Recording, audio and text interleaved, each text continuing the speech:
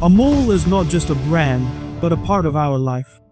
From morning tea to children's favorite butter, Amul has become a part of every household. But Amul is not just a name of taste. It is a guardian for more than 3.6 million farmers, which does not give them the true value of their hard work. Although the need to start this brand arose because farmers were so troubled by the exploitation of companies like Paulson that they were forced to even give up their lives. But then a revolution began from Anand village in Gujarat, the one who changed farmers' fate and gave India a new identity. Today's video takes you on that revolution's journey. And yes, heard the Amul girl's story? You haven't, right? So let's begin. So friends, the story of Amul begins in 1940, when farmers in Indian villages made a living by selling cow's milk. In the morning, women would wake up, tend to the animals, milk them, and then farmers would sell it. But they weren't getting the right reward for their hard work because contractors and middlemen controlled the milk business. In reality, the farmers had no other option because they had to sell the milk at any cost. Otherwise, it would spoil by the next day, and taking advantage of this, the middlemen would buy the milk at a very low price, which resulted in significant profit for them. But then in 1940, the British government introduced the Bombay Milk Scheme, after which farmers began to understand the fraud happening to them. Actually, under this scheme, milk was purchased from farmers and taken to Anand city in Gujarat, which during the British era was part of Kaira district, where it was pasteurized. Actually, in the pasteurization process, what happens is that the milk is heated to a set temperature and then quickly cooled down, which kills the harmful bacteria present in the milk, and then this milk can be stored for a longer time. Now, after completing this process in Anand city, the milk had to be transported 427 kilometers to Bombay, and the tender was awarded to Paulson Company. Actually, Paulson Company. Milk was used to make products like butter and ghee, which were used by British officers and wealthy people in India. Now the British government had given all control of milk production and distribution in Gujarat to Paulson Dairy. Therefore, the farmers were forced to sell milk only to this company. The situation was so bad that if the market price was 5 rupees per liter, then the farmers had to sell milk for only 1 or 2 rupees per liter. It was a completely one-sided deal, as the farmers had neither negotiation power nor another buyer. And friends, this exploitation did not end here. Farmers had to bear the cost of transporting their milk to the collection center themselves, and if there was any deficiency in quality, payment was not given. Due to this, the condition of the farmers in Kaira district was worsening, and many farmers were forced to commit suicide. Now, when the farmers' problems increased excessively, their anger erupted and they went with their complaint to Tribhuvandas Patel. At that time, he was a respected leader of the Kaira district who always raised his voice for the rights of farmers. In such a situation, when the farmers presented their problems to him, he took them along to the prominent Congress leader Sardar Vallabhbhai Patel. In fact, Sardar Vallabhbhai Patel was considered the savior of the farmers. Even though he did not hold any government position at the time, his words were heard throughout the country, and even the mention of his name made the British break into a sweat. Sardar Patel explained to the farmers that all of you farmers will have to unite and form a cooperative committee. This meant that farmers would now run their own dairy, handle milk collection and distribution themselves, and no middleman would be involved, ensuring the profit is shared among the farmers. Sardar Patel also explained to them that if they work together, they can bypass Paulson and send their milk directly to Bombay's milk division. And then, to complete this mission, they sent a prominent Congress leader and freedom fighter, Morarji Desai, to Kaira district. Yes, the same Morarji Desai who later became the Prime Minister of India. Sardar Patel told Morarji that if necessary, do not hesitate to organize a strike for the farmers. And after coming to the district of Kaira, also known as Kaira, Morarji Desai held a meeting in Samka village on January 4, 1946. Where it was decided that a cooperative committee would be formed in every village of the district, and farmers would sell their milk only to it. Even any company or the British government itself, if they want to buy milk, will have to make an agreement with this committee. And if they do not, they will not get milk. As expected, the British government did not like this changed attitude of the farmers at all. They outright refused to approve any such cooperative committee.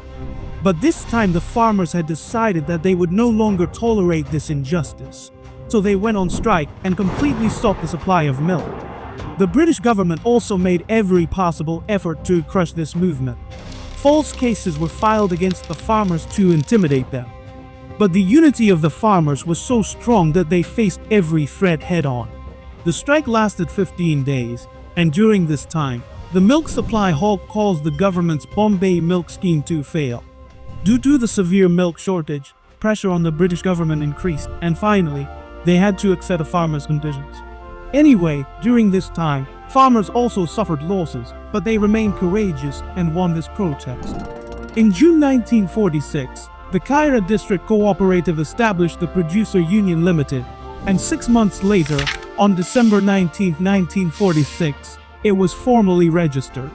Not only that, by 1948, this cooperative committee also started pasteurizing milk for the Bombay milk scheme. Tribhuvandas Patel ensured this. The benefits of this cooperative should reach every farmer, regardless of caste, religion, or financial condition. To properly implement this vision, Tribhuvandas designed a retier structure. The first village had a dairy cooperative where milk was collected and its quality was checked. After this, the milk was pasteurized, packed in leak-proof packaging to make it transport-friendly, and then a state federation was formed to handle marketing and distribution. By late 1948, 432 farmers joined this cooperative, supplying 5,000 liters of milk daily. In a few years, both farmer numbers and milk production multiplied. The situation had become such that even the Bombay milk scheme was unable to absorb this milk. This problem worsened in the winter because buffaloes produced 2.5 times more milk in this season compared to summer. And now, due to heavy production and low consumption, the farmers became so troubled. They started selling their milk to middlemen at throwaway prices again. And now the biggest challenge was what to do with so much extra too. But then came the solution to this problem. Dr. Verghese Kurien, whom we lovingly call the milkman of India. Dr. Kurien was a visionary person who completed his master's degree in mechanical engineering from America in 1949.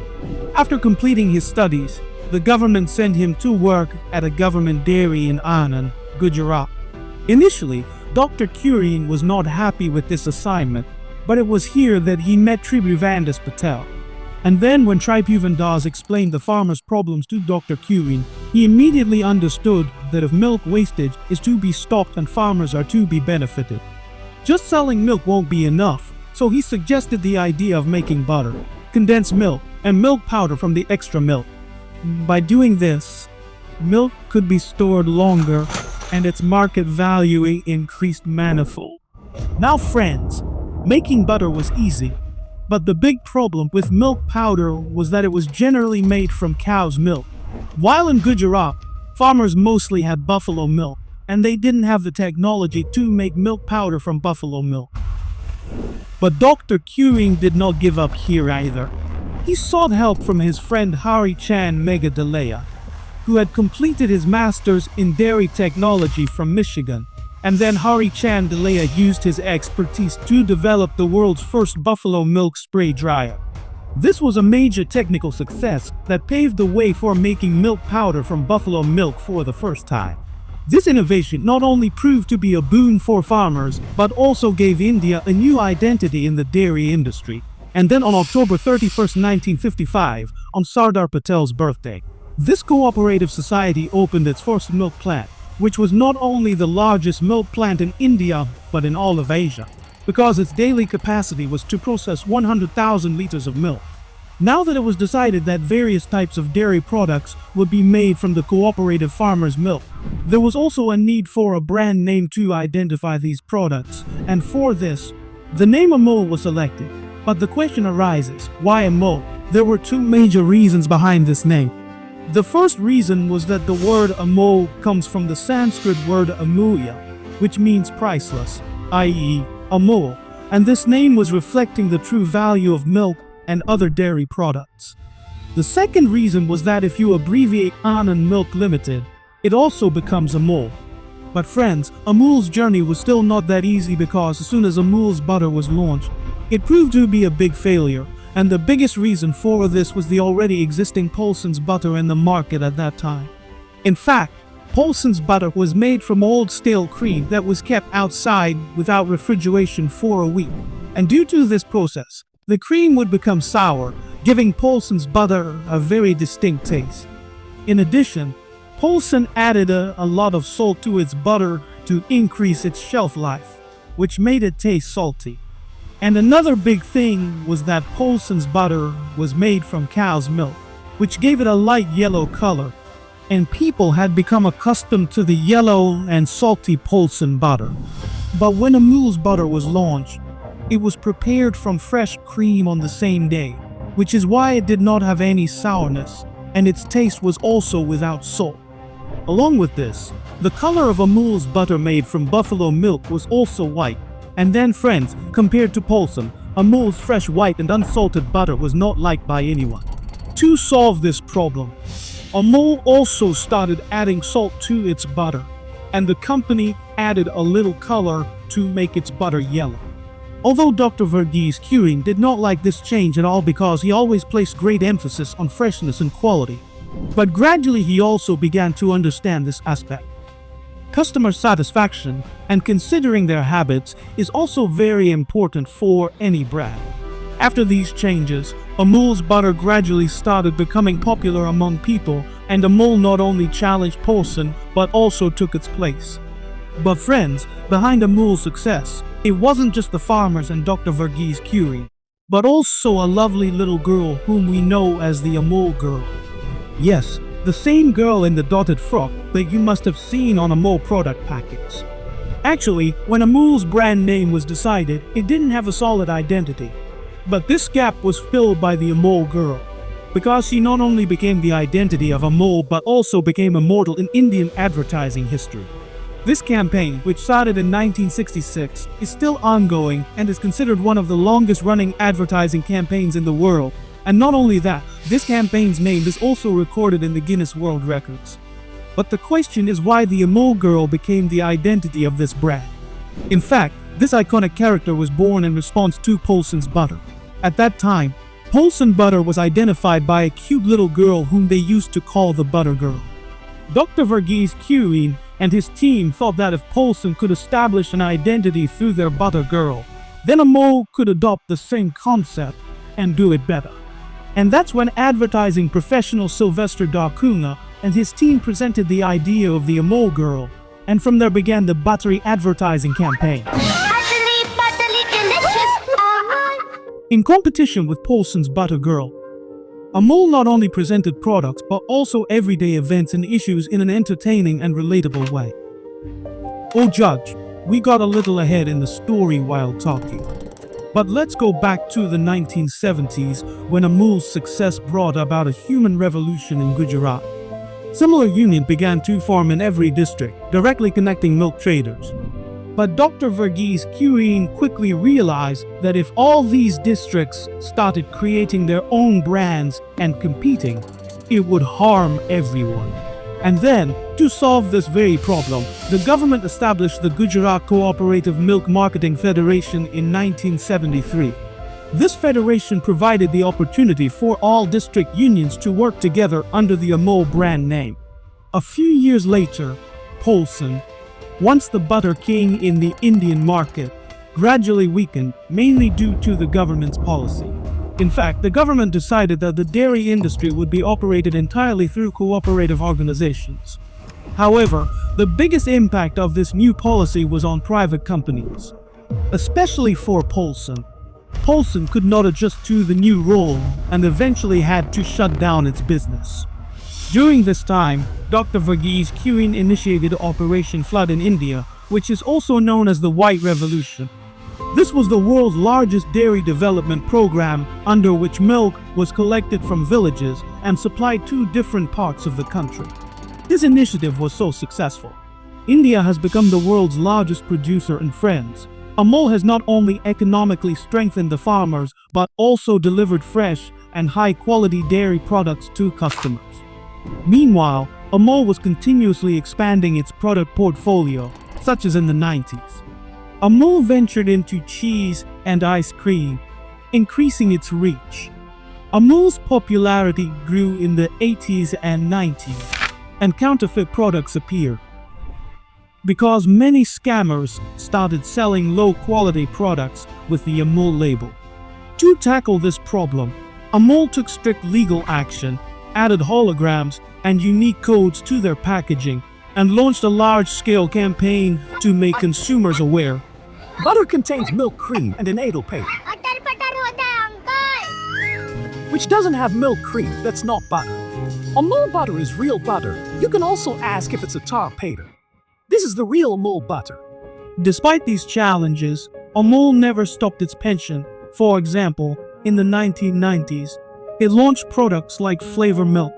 Additionally, in the 2000s, products like Amul Cool Masti Buttermilk and health-focused items like Amul Pro were launched in the market.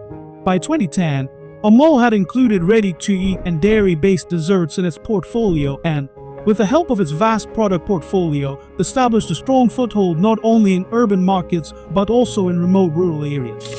This was the result of Amul's hard work and determination. In the financial year 2010-11, it surpassed the milestone of a $2 billion sales turnover. Exactly 10 years later, when the COVID-19 pandemic arrived in India, the Indian economy suffered a loss of more than 10 trillion rupees. Many billion-dollar companies found themselves in trouble at this time, and the dairy industry was one of them. Due to this crisis, India's milk producers were incurring a loss of approximately 1.12 billion rupees every day. But even during that difficult period, Amul was the only legendary company that not only minimized its losses but also increased its revenue to 700 crore rupees. Actually, Amul noticed that during the pandemic, even though the demand from restaurants and hotels had ended, there was a significant increase in the consumption of milk products in homes. Besides, due to the pandemic, people started shifting from open milk to packaged milk, and Amul embraced all these opportunities with both hands. Now friends, if we talk about Amul today, its supply chain is very large and well organized. Amul has a total of 18,700 societies that manage milk collection and distribution. Also, 5,000 milk tankers deliver to 200 chilling stations daily. In addition, there are 10,000 distributors who deliver the product to retailers in their respective areas, and more than 1 million retailers who deliver Amul products to consumers. Today, Amul has a direct connection with more than 3.6 million farmers and is exporting its dairy products to over 50 countries besides India. But friends, in the end, I just want to say that Amul is not just a dairy brand, but a story of the hard work and struggle of millions of farmers who work every day to improve the future for themselves and their families.